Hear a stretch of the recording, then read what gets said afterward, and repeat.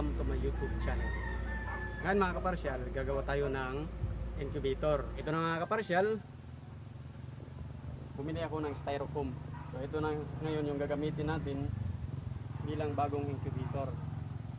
Tinanggal ko yung thermostat dito at saka yung connection niya. Ilipat natin dito mga kaparsyal para hindi na tayo mahirapan. I-explain ko na lang sa inyo paano ko ginawa yung una. Kasi lilipat man lang natin dito. Ito yung unang incubator na ginawa natin mga kaparsyal. Ngayon, yung gamit niya mga kaparsyal, kapag naingitlog yung inahin natin, lalagay muna natin dito yung itlog. Pero may mga native chicken naman tayo na pwedeng makapagpapisa din. Alternative lang yun mga kaparsyal. Pero talaga, ito yung pinofocus natin kasi mas marami yung nag-produce nito na sisiw. Kasi pwede tayo magsalang ng maraming itlog. Kaya dito, yan konti lang kasi karton lang mga kaparsyal. Pero dito, pwede tayo makapagsalang ng kahit 100 na itlog.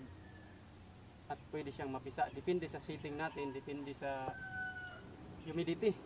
Kasi mayroon din humidity. Kapag nagkamali tayo, posible hindi mapisa yung sisiw mga kaparsyal. Kaya hindi rin basta-basta magawa ng incubator. Ay masayang yung oras, panahon, yung pera natin. Siyempre, kasi lalaki yung konsumo tapos wala tayong maibitang itlog. Kasi hindi tama yung paglagay natin ng humidity, yung tubig. Dapat may tubig to. Yung iba ginagawa mga kaparsyal, uling. Dapat meron talaga. Sila kasi yung isa sa mga dahilan bakit nakikita yung may itlog. Ito mga kaparsyal, yung mga gamit na galing dito. Nilipat ko mga kaparsyal. Bumili ako ng 4 na incandescent bulb. Ito. So ito talaga mga kaparsyal, itong incandescent, ito yung nire-recommend sa mga incubator kasi 85% yung heat nito. 25% lang yung light. Kasi sa paggawa ng incubator, kailangan talaga yung init. Kaya ito yung ginagamit. Baka mayroong gustong gumamit ng LED, pag nyo na lang ituloy. Masayang lang yung itlog nyo at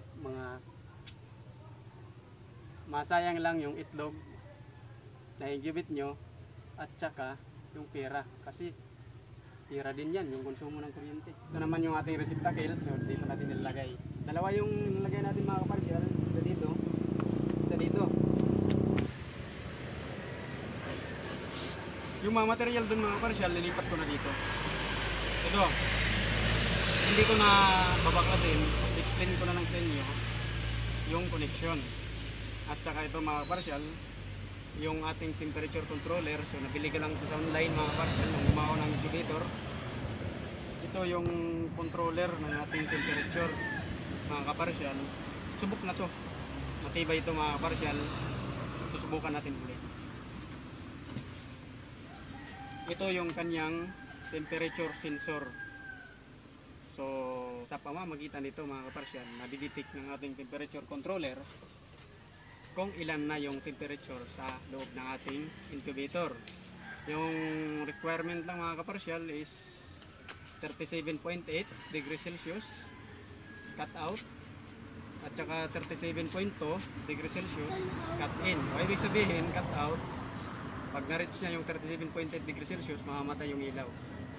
Pag lumamig ng konti mga kaparsyal at pumalo sa 37.2 yung temperature sa loob ng ating incubator, so mabubuhay yung ilaw mga kaparsyal. Doon lang yun naglalaro. Kung nanonood kayo ng mga tutorial or pumupunta kayo sa ibang farm na may incubator, yung setting nila mga kaparsyal is 37.8 cut out at saka 37.5 cut in. So ganun mga kaparsyal. Kailangan malinis ito mga kaparsyal. Sensor kasi ito natin. At ingatan nyo rin to na hindi maputol. Kasi kapag naputol to, hindi nyo mapansin, tataas yung temperature dito mga kaparsyal, so mamatay yung sibilya ng itlog. Kasi wala naman sensor na nagbabato ng temperature doon sa ating controller. Ito yung mga material mga kaparsyal. Silitin nyo na lang. Sisimulan na natin yung ating paggawa ng incubator. Ito na po mga kaparsyal, yung ating bagong gawang incubator. So natapos na po natin. Yan. Lagyan ko mga kaparsyal ng plastic cover, yung transparent, para nakikita natin yung loob. Buksan natin mga kaparsyal. Yan po yung ating bagong gawang incubator. So yung pintuan niya, ginanito ko lang mga kaparsyal. Nilagyan ko ng masking tape yung taas, parang binda ba. Ito yung magsisilbing protection ng ating takip or pintuan para hindi siya mahulog. Angat lang natin mga kaparsyal. Yun. Ayos na. Ano? Tapos mayroon siyang dalawang ilaw. Yung ilaw na yan mga kaparsyal ay 40 watts. Bawat isa na siyang magpapainit dito sa ating incubator kapag naglagay tayo ng itlog or nagsimula na tayo mag-incubate. Mayroon akong hiningi sa aking katrabaho na tray, itong plastic. Ginanito ko mga kaparsyal.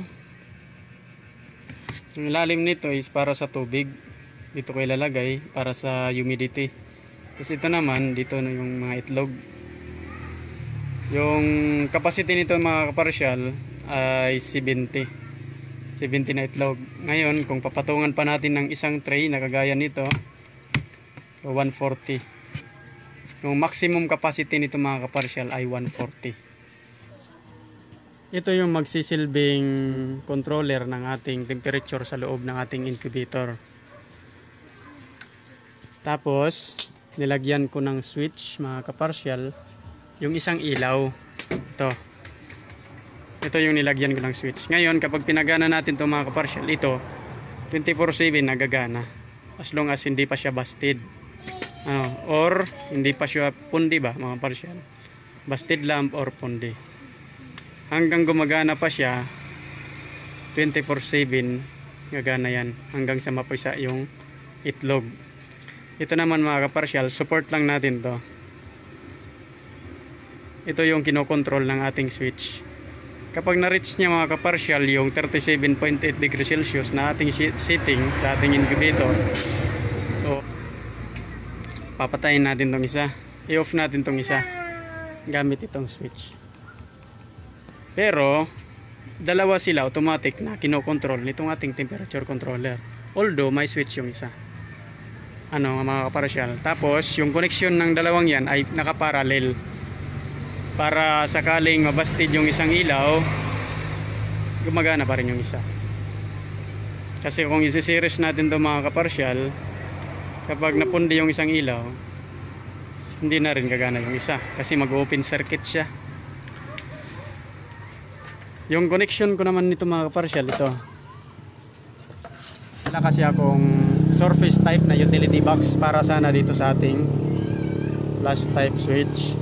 Kaya ang ginawa ko mga kaparsyal, binutasan ko na lang yung takip nitong ating junction box.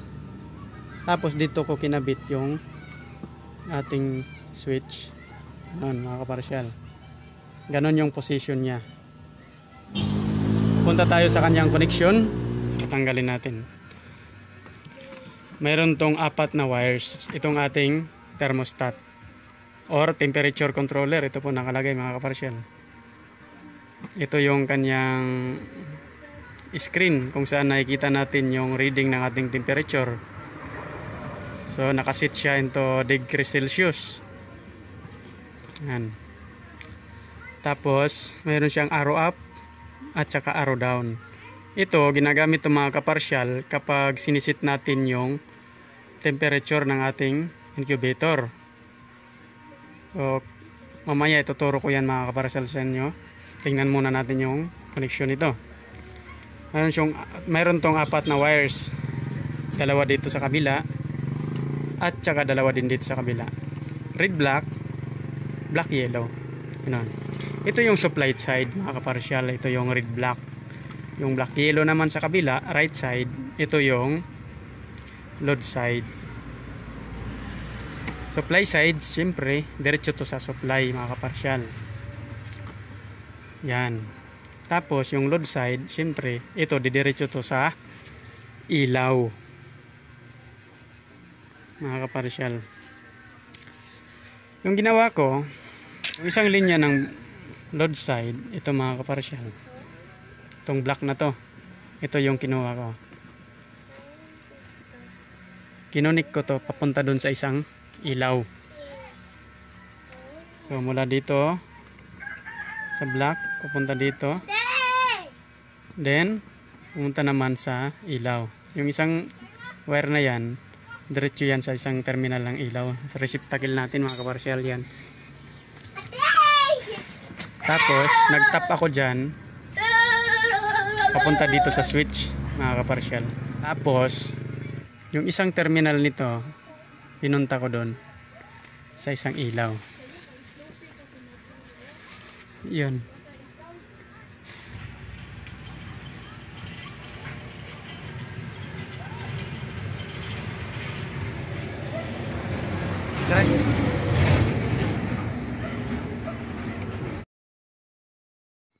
Yung tagi-isang terminal ng dalawang bulb na yan, pinagsama ko mga kaparsyal. Tapos nilagay ko dito sa dilaw. Ano? Mga kaparsyal. So mayroon na tayong switch para dun sa isa. At ito naman, kinokontrol nito. Pero kung automatic na naka-on itong switch natin mga kaparsyal, kukontrolin itong dalawang bulbs nito. Ano mga kaparsyal? Ruan ko kayo mga kaparsyal, paano isit to? Temperature controller.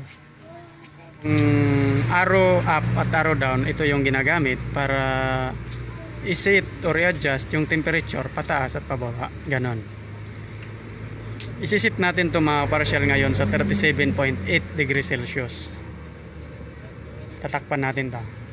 Mamaya 37.8 degrees Celsius. Yung gagawin natin, kasi 37.8 na sa 35 tayo ngayon. Ibig sabihin, isit natin to sa taas, pataas. Yung gagawin natin mga kaparsyal, kapag isit natin to sa mataas na numero or degree, yung arrow down, ayan, nakikita nyo, ipipress natin yan mga kaparsyal. Press and hold. Kapag nag-blink na siya mga kaparsyal, pwede na tayo mag-adjust. Dito tayo, pipindot. Yung arrow up mga kaparsyal, pinipress natin to kapag yung isit nating temperature ay yung temperature pababa. Ibig sabihin 37.5 degrees Celsius, ito yung ipipress natin, yung arrow up. Kagaya nito. Isisit natin to ngayon sa 37.5 degrees Celsius. Press and hold. Nag-blink siya mga kaparsyal. Taas natin 37.5 mga kaparsyal. Yan yung kanyang cut in. Ibig sabihin kapag na-reach niya yan 37.5, mabubuhay yung ilaw mga kaparsyal. Kagaya nito, nasa 33.6 na tayo, buhay yung ilaw. Tapos isisit naman natin to sa 37.8 degrees Celsius, kung saan kapag na-reach niya yung temperature na 37.8 degrees Celsius, mamamatay yung ilaw or ma-off yung ilaw sa loob ng ating incubator. Paganahin natin yung isa. Yan. Takpan natin ito mga kaparsyal, tapos isit natin. Kapag sinit natin ito mga kaparsyal sa mataas na temperature, i-hold lang natin to, press and hold yung arrow down. Kagaya nito. Yun, kapag nag-blink, pindot. Yun, 37.8 degrees Celsius mga kaparsyal. So, antabayanan natin, obserbaran natin mga kaparsyal kung masusunod ba yung set na ginawa natin or yung setting na ginawa natin.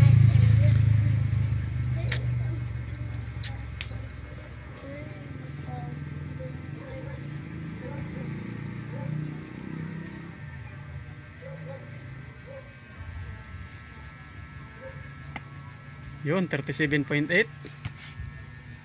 Ito yung ilaw mga kaparsyal. Ngayon, obserbahan naman natin or obserbahan naman natin kung masunod ba yung 37.5 degrees Celsius. Mabuhay ba yung ilaw mga kaparsyan?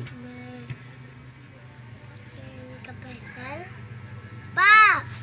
Kaparsal? Kaparsyal. Kaparsal? Yeah. May buteg man, buteg dili, buteg. Pa! Buteg dili, buteg. Pay! Yun. 37.5 mga kaparsyal. Nag-open yung ilaw. So ibig sabihin, ayos yung pagkaset natin. Itong ating temperature sensor,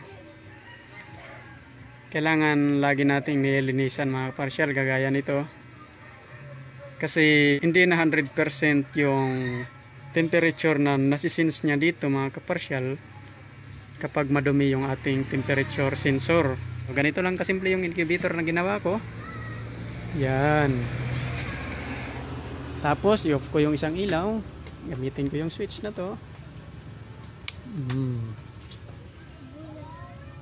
Ganun lang kasimple mga kaparsyal. Ngayon ilalagay ko na to sa aking kulungan kung saan siya permanente na nandoon. Yung incubator mga kaparsyal, dito ko siya nilagay na. Ito yung switch natin mga kaparsyal para doon sa sinabi ko kanina na isang ilaw natin mga kaparsyal. Yan na po yung ating incubator mga kaparsyal. Pinagana na natin. Salang na natin ito ngayon sa ating incubator. Okay.